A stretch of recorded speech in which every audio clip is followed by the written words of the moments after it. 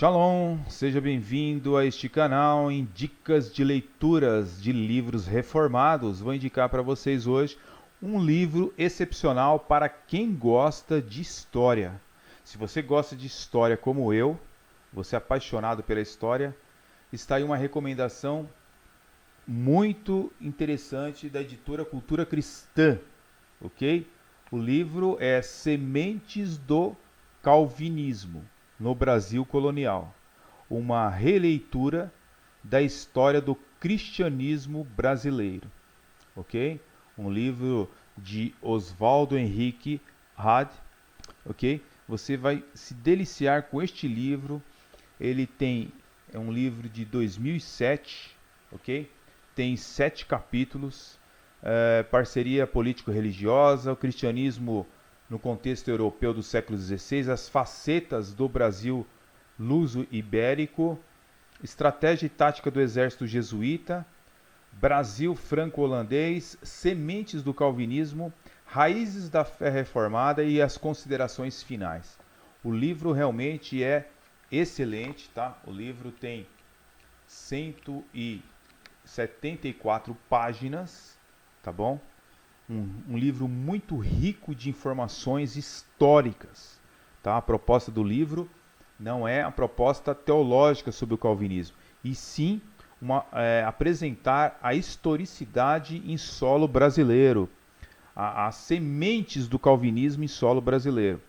O livro traz muitas informações que você não teria em qualquer outro livro didático, tá?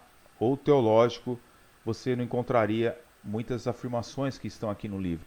Mas tem muitos assuntos interessantes, como, por exemplo, informar que em 1535 foi queimado vivo Etienne de la Forgue, que reconhecida piedade e fé protestante, com quem Calvino convivera algum tempo em Paris.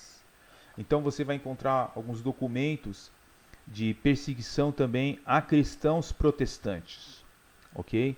E você vai encontrar documentos aqui que apresentam que os missionários, tá?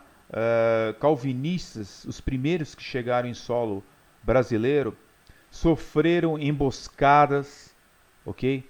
Passaram situações difíceis, né? De perseguições, pessoas como, por exemplo, Anchieta perseguiu grandemente a fé reformada em solo brasileiro, ok?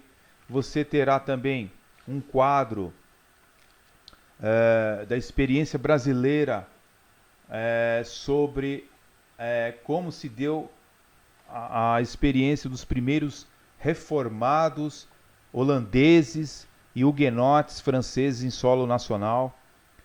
Por exemplo, na página 164, os holandeses de fé reformada chegaram ao Brasil com uma bagagem religiosa bem mais estruturada e definida do que os franceses calvinistas, que aportaram no Rio de Janeiro em 1557. Para você que não sabe, John Calvino, que é tão detestado na época contemporânea devido muitas distorções do legado deixado pelo reformador, ele mandou alguns missionários para o Brasil, e havia um grupo de calvinistas que foram enviados ao Brasil, no Rio de Janeiro, mais precisamente em 1557, eles aportaram no Rio de Janeiro. Mas eram calvinistas mais despreparados, eles não tinham uma preparação teológica como os holandeses que desceram nas regiões nordeste do país, ok? Então, diz aqui na página 165, as igrejas reformadas brasileiras tiveram seu período de crescimento entre 1630 a 1635, com as conquistas e domínio das forças holandesas.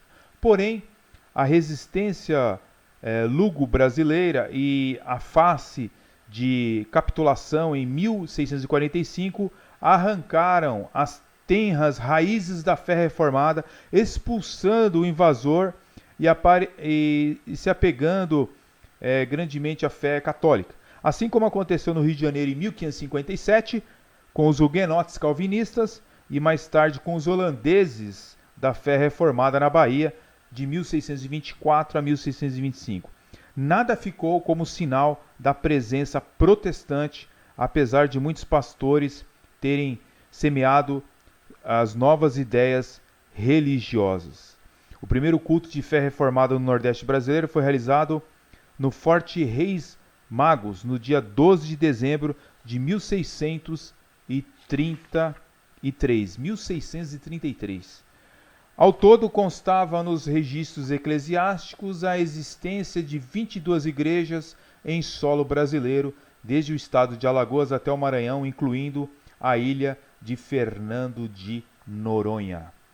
Então você percebe que houve então um pregar o evangelho, tá, no Brasil neste período aí dos anos de 1600, né? 1630.